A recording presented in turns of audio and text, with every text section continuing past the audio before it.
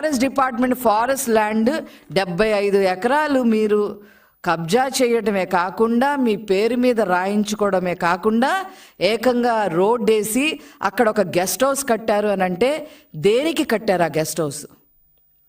ఏ అవినీతి కార్యకలాపాల కోసం ఆ గెస్ట్ హౌస్ మీకు ఉపయోగపడుతుందో మీరు ఖచ్చితంగా చెప్పి తీరాల్సిందే. ప్రస్తుత ప్రభుత్వం మరి దాని మీద కమిటీ వేసింది, అవన్నీ కూడా బయటికి వస్తాయి, ఖచ్చితంగా నిగ్గు తేలుస్తాము. కానీ అక్కడ ఒక గెస్ట్ హౌస్ ఉంది, ఆ గెస్ట్ హౌస్కి ఒక రోడ్డు, మీకు ఎక్కడ కబ్జా చేసి ల్యాండ్ మీ పేరు మీద రాయించుకుంటే అక్కడ రోడ్లు. ఎవరి సొమ్ముతో? పన్నుల రూపాయన ప్రజలు కట్టిన సొమ్ముతో. కానీ సామాన్య ప్రజలకు ఎక్కడన్నా ఒక తట్టెడు మట్టితో ఒక మట్టి రోడ్డు వేసావా అంటే ఎక్కడ వేయాలా మీరు?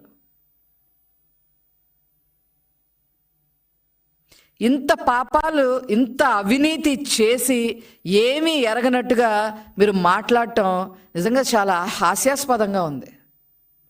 పైగా వాళ్ళ మీద డిఫమేషన్ కేసు వేస్తా, వీళ్ళ మీద డిఫమేషన్ కేసులు వేయటం, వాళ్ళ మీద వేయటం, ఇది కాదు పరిష్కారం. మీరు ఏ తప్పు చెయ్యలేదని మీ గుండె మీద చేసుకొని చెప్పండి. మీరు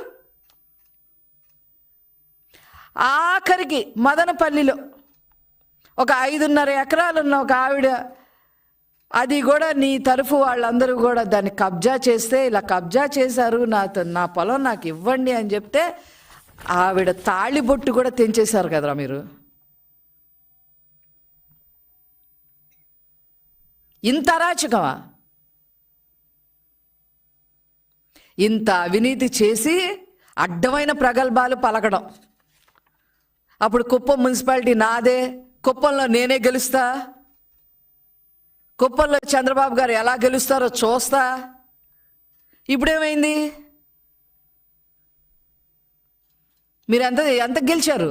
అక్కడ 3 కనుక అంటే ఇంకొక అతను మీ మొన్న ఎలక్షన్స్లో ఇంకో అతను థర్డ్ పార్టీ వచ్చి నిలబడకపోతే మీకు 6,000 ఓట్లు కూడా వచ్చేయగవు.